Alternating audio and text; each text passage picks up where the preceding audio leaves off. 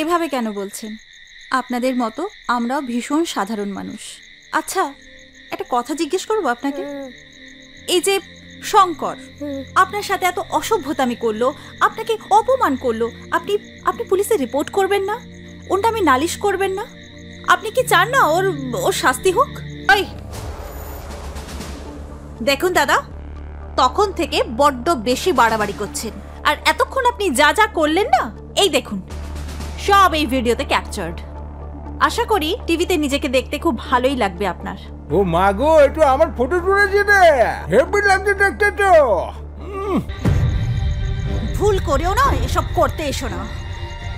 ভালোই ভালোই এখান থেকে চলে যাও, নয়তো কপালে তোমার অনেক দুঃখ আছে।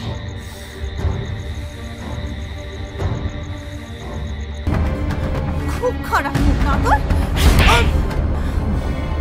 ওই শোন, আমরা হলাম টিভির লোক, ঠিক আছে? জার্নালিস্ট। তোর এই মুখোশটা সবার সামনে কি করে তুলে ধরতে হয় আমাদের সেটা খুব ভালো করে জানা আছে, বুঝেছিস?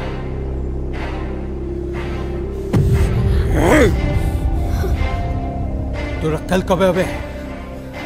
তোর আক্কেলটা কবে হবে? হ্যাঁ, যে লোকগুলো ওই বাজারে অতগুলো লোকের সামনে শঙ্করের গায়ে হাত দিচ্ছে, তুই তাদেরকে ঘটা করে ঘরে না বসাইছিস?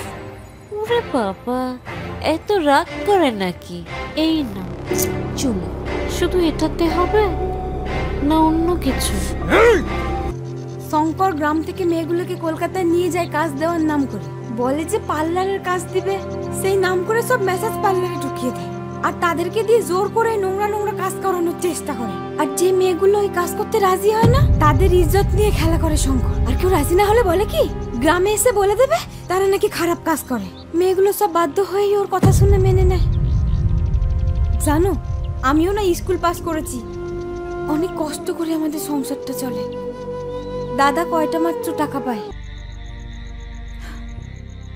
না রে, শঙ্করকে আমি যতক্ষণ না শাস্তি দিচ্ছি আমি কোথাও যাব না। দিদি, আপনি জানেন না শঙ্কর কতটা খতরনাক? আরে পথের কাটা সরাবার জন্য ও মানুষ অব্দি খুন করতে পারে। চলে যান দিদি, চলে যান এখান থেকে। হ্যাঁ গো দাদা, আমিও তো তাই বলতেছি তখন থেকে। চলে যাও দিদি, তোমরা চলে যাও এখান থেকে। আমি একা একটা গরিব মেয়ে মানুষ দিদি। শুধু শঙ্কর কেন, বটিকের বাপটা মরার পর থেকে গোটা পুরুষ সমাজটাই আমার মাংস ছিঁড়ে খেতে চাই।